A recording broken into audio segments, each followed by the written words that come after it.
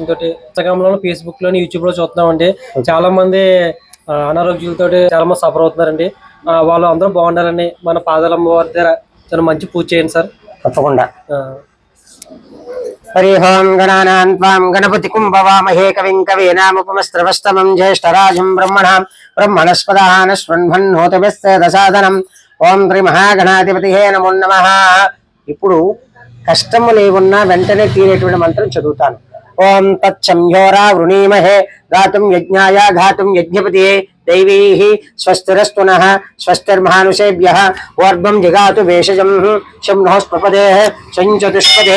ఓం శాంతి శాంతి శాంతి. అలా వేసిందయ్యా. ఓం సహనా భవతు సహనౌ భునక్తు సహ వీర్యం కర్వావహే తేజస్వినావధీతమస్తు మా విద్యుతావహై. ఓం శాంతి శాంతి శాంతి.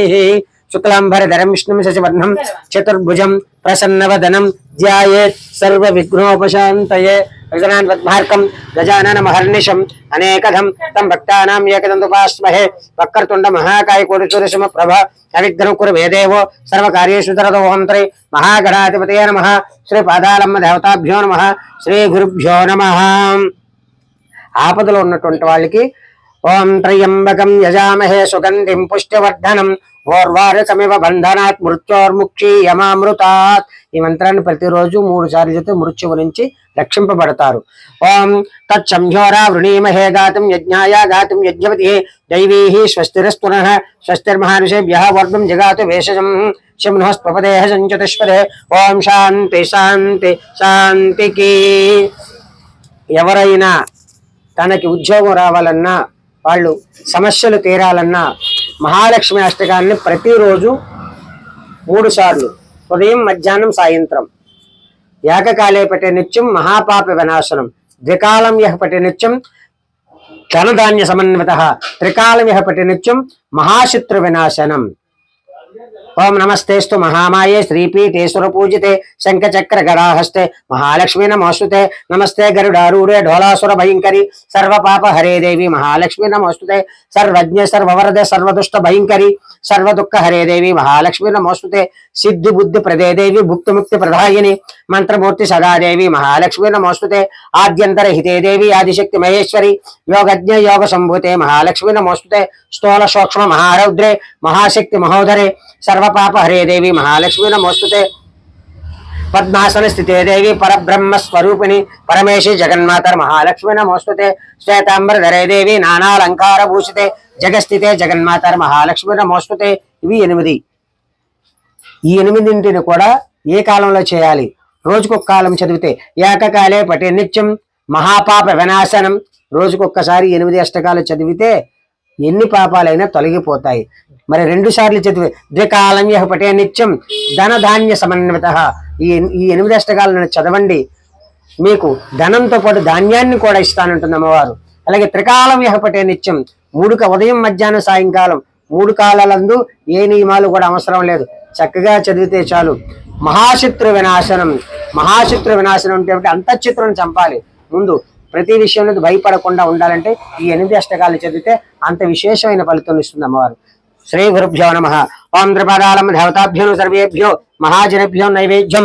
ఓం భూర్భువః స్వః తత్సవితుర్వరేణ్యం భర్గో దేవస్య ధీమహి ధియో యో నః ప్రచోదయాత్. ఓం అపోజోత్రశమృతం బ్రహ్మ భూర్భువః శూర సత్యం వర్షేణ వర్షం చంత్రి. పాదాలమ్మ దేవత నారికేళ కదలి పాదం ఓం ప్రాణాయ వానే ఉదానాయ సమానాయ స్వాహ. బ్రాహ్మణే స్వాహస్తు వృక్షాలయామి పాదో వృక్షాలయం పునః శుద్ధాచమనం సమర్పయామి. మధ్యే మధ్యే పానీయం సమర్పయామి.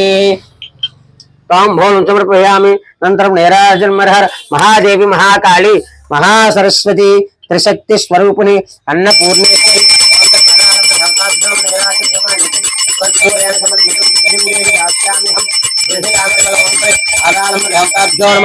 ఆనందకర్పూర నీరాజనం దర్శయామి. నిత్య శ్రీరస్తు నిత్య ఈశాన్య ప్రదేశాగ్రే నైరుతి వాయు ప్రదేశే సర్వే జన సుఖినో భవంతు. లోకా సమస్త సుఖినో భవంతు. సన్మంగళాని భవంతు. అంటే పాదాలమ్మ దేవత దండం పెట్టుకున్నాం వారికి. పాదాలమ్మ దేవత మనస్సు పరమేశ్వర. సర్వే జనా సుఖినో భవంతు. ఎవరైతే సూర్యోదయం కంటే ముందు లేచి ఆడవాళ్ళు చీపురు పట్టాలంటే బ్రష్ చేయకుండా చీపురు పట్టకూడదు, పాచి నోటితో ఏ పని చేయకూడదు. అలాగే యజమానురాలు అంటాం. యజమాని ఇప్పుడే సూర్యోదయం కంటే ముందు లేవాలి. అలాగే సూర్యోదయం కంటే ముందు భార్య కూడా లేవాలి. ఈ ఇద్దరు ఎప్పుడైతే ఇల్లు చక్కగా జరుగుతుంది. అలాగే ఈ 2025 అనగా 2 + 2 5 + 9 సంఖ్య అవుతుంది. అంటే విశ్వవ్యాప్త సంఖ్య 9.